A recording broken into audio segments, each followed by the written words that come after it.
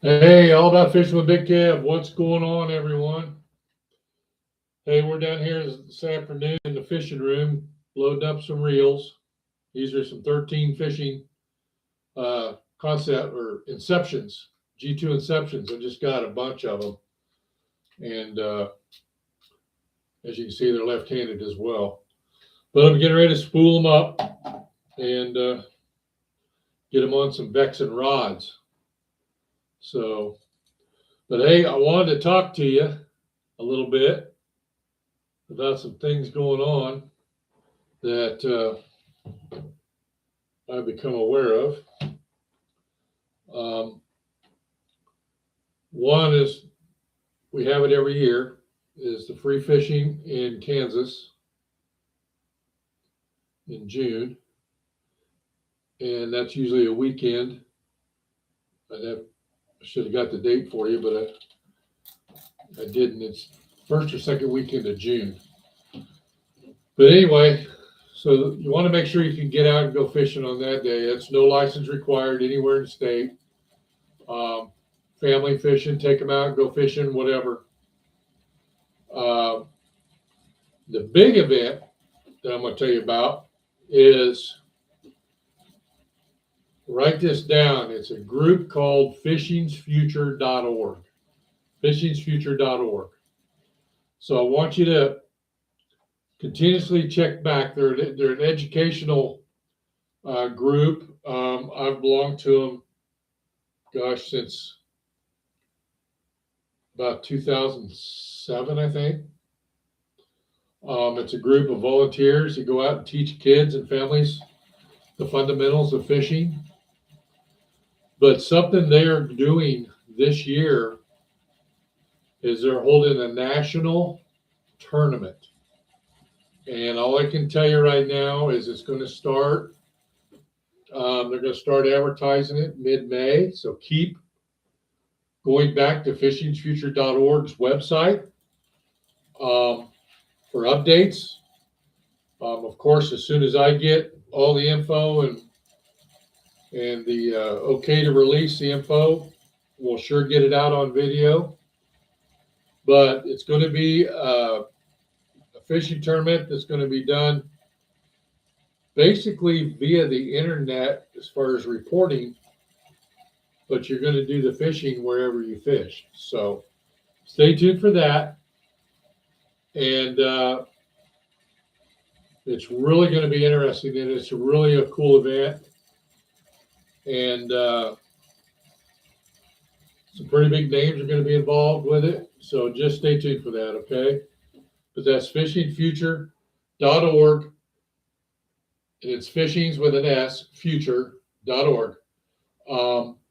And watch that and be aware of it, because I want you to get involved with this tournament. It's really going to be a cool thing.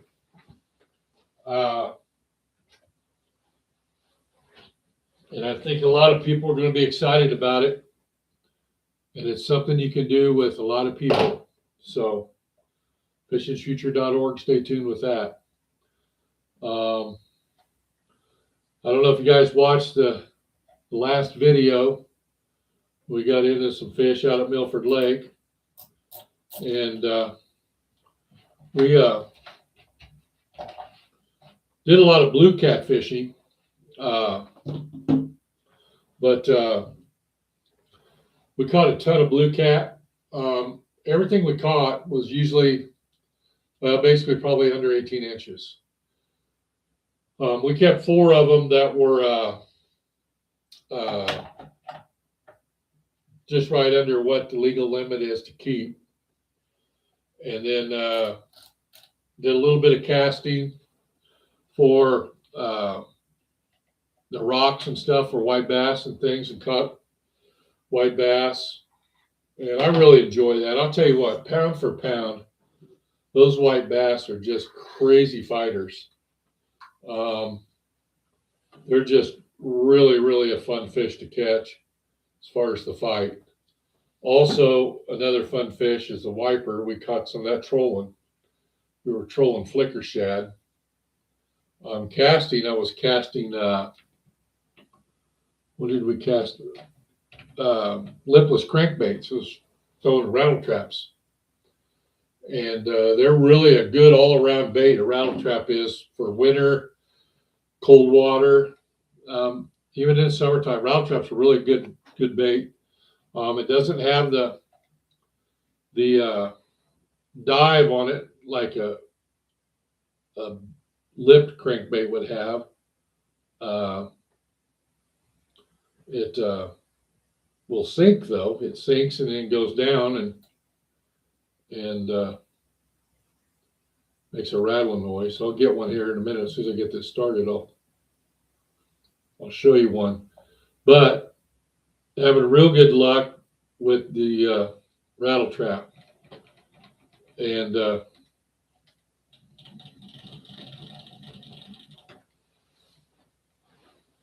so rattle trap,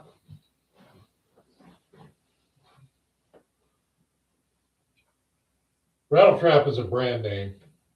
I'll just put it out there to you, but it also is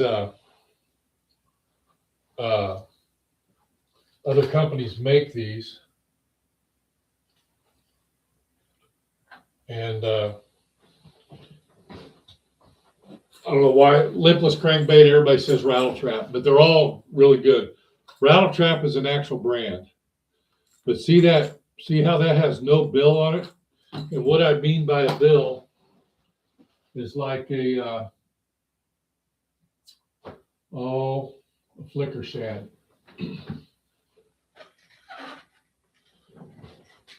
Here's a flicker shad. See that bill right there, that diving bill? It catches water and forces that down. So rattle trap doesn't have that. It's a heavier lure. You hear the rattles? That's why they call it a rattle trap. Now, Rapala makes one. They call it the Rattlin' Rapala. Same lure, different manufacturer, rattles, and they dive. So that's a lipless crankbait. And then, of course, so there's a ton of crankbaits out there with that lip on them. So that's what I'm talking about as far as a rattle trap. It's a lipless crankbait. But did real good with that. The only downside to throwing crankbaits is you're dealing with two treble hooks. Unless you pull one off. Some people do that. And the only downside to that is when you catch a fish, you got to deal with 6 hooks instead of just 1 or 2. So once you get used to dealing with that, quit sticking them in your fingers. It's a pretty fun bait to use. One of the big common problems with any crankbait when you're casting is everybody tries to overcast them. If you want to mess up a crankbait cast, try to throw it as hard as you can. You'll mess it up every time. The lure will get tangled up in your string. It won't retrieve right. You mess up your reel. So when you're throwing crankbaits, you want to make sure you throw easy. You don't want to have to throw it real hard. You know, there's lures out there you can just zing them things and they'll go and be all right. Crankbaits is not one of those lures. So don't go zinging it across the lake thinking you're going to get a country mile out of it and have it work. So remember that. That's it. Whether it's a lip crankbait or lipless, you don't want to throw them real hard. They're just not. It's just tough to do. But now I'm throwing some new poles this year. I got some more Vexens in, and I went to longer poles. There for a while, I was stuck on these 6.6 medium heavies, and I love them. But I went to some 7-footers, a little over 7, and then got medium heavy, but also got mediums. So trying those out and so forth. In case you guys are wondering what spooler this is a Rapala, the Berkley line spooling station, and it actually has a device I can put here and do spinning reels.